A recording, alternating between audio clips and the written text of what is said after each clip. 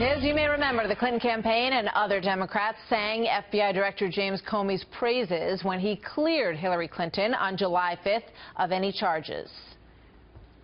Let me just say this about Director Comey first. This is a great man. We are very privileged in our country to have him. I want to begin by commending you and the public servants at the FBI for the independent investigation. I greatly appreciate the work that the FBI and Department of Justice did, and they handled it very professionally. The FBI, under the direction of a wonderful and tough career public servant, Jim Comey, somebody with the highest standards of integrity.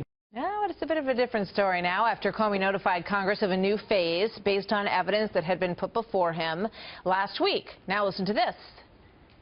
It's pretty strange to put something like that out with such little information. It's unprecedented, and it is deeply troubling. You violated these two protocols. You owe the public full information.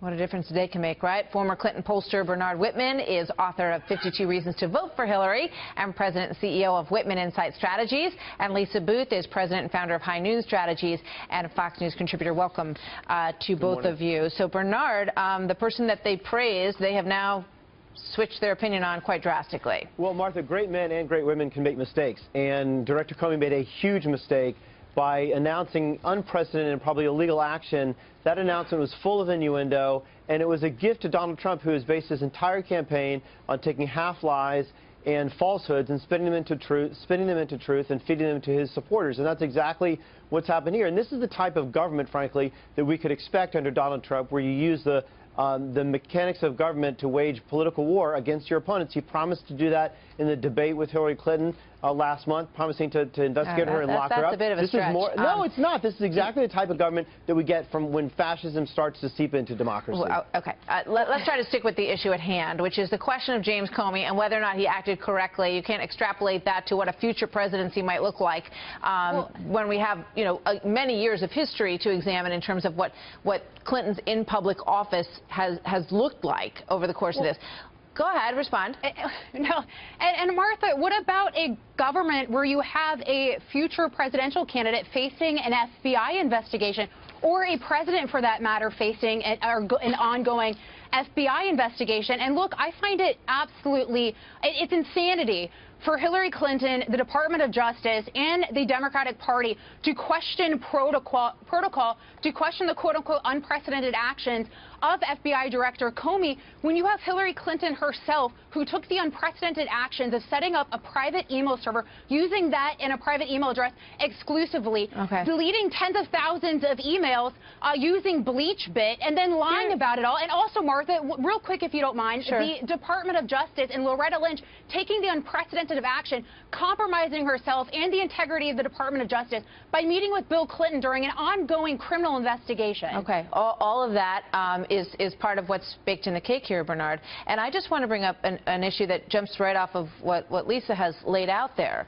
And that is the fact that when Loretta Lynch met with Bill Clinton on that tarmac, she pushed this whole thing over to James Comey. That's right. So why, now when there's new evidence placed on his desk, should he go through that chain of command on the same case? Loretta Lynch already said, this is your baby, Jim Comey. And he said, case closed, and now he says, look, I have to reopen based on what I've gotten. Jim Comey did exactly the right thing, and according to all the reports, listened to his top 20 investigators and said, there's not enough here to go forward with the recommendation for indictment. He then went on to opinionize and serialize and editorialize by talking about her conduct after the fact. And then in this letter, which 100 Department of Justice officials have railed against, Judge Jeanine Pirro of this network, Judge Napolitano of this network, no, it's very controversial, and we have laid out both sides. This has politicized and besmirched the reputation of the Justice Department. It's unprecedented, it's unethical, and it's wrong. It's fundamentally against the rules of fairness, basic Justice Department guidelines, and impartiality to step inside a presidential election to influence the votes on behalf of another campaign. I hear what you're saying, but one can only, there's so much we don't know, and as Jim Comey has said, the investigation into these emails is just beginning, but there has to be a compelling reason why he felt that if he didn't do it now, to have this come out after the election would make him look like he had been derelict in his duties, Lisa. Well, absolutely, Martha. I think he's between a rock and a hard place. There's no easy answer here or necessarily a right answer because, as you mentioned, if he puts this information out after the election, how is that going to look as well? But to Bernard's point, it is just, I am beside myself at the fact that Democrats can look you in the face, look viewers in the face, and say something like that without holding Hillary Clinton to these same standards, without holding Loretta Lynch to these same standards. I mean, that is utterly ridiculous, and we should all be very concerned at the fact that we have someone who is running to be president of the United States for the first time in American history, facing an FBI investigation, who previously faced an FBI investigation, which is still open. And Martha, to that point, there are tens of thousands of emails that are still out there. How do we know that something else isn't going to pop up months from now? We don't. Lisa, Bernard, thank you guys. Thank you very much. You. More to come.